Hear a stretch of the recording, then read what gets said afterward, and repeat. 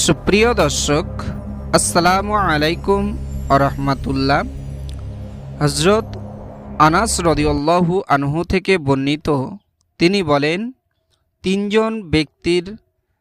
তিনজন ব্যক্তি নবী করিম সাল্লাল্লাহু আলাইহি ওয়াসাল্লাম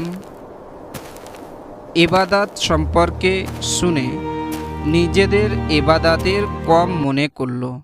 একজন সারাদিন নামাজ পড়ে, আর একজন সারা বছর রোজা রাখে, আর একজন বিবাহ না করার সিদ্ধান্ত নিল।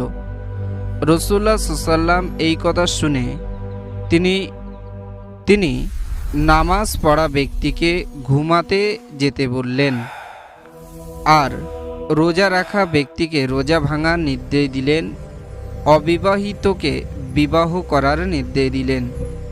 যে ব্যক্তি আমার সুন্নত, রাসূলুল্লাহ সাল্লাল্লাহু আলাইহি ওয়াসাল্লাম বললেন, যে ব্যক্তি আমার সুন্নত মতাদর্শ থেকে বিমুখ হবে সে আমার অন্তর্ভুক্ত নয়।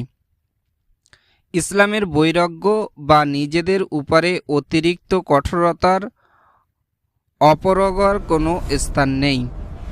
নবী করিম সাল্লাল্লাহু আলাইহি ওয়াসাল্লামের জীবনী হল ভারসাম্যপূর্ণ জীবনের উৎকৃষ্ট দৃষ্টান্ত।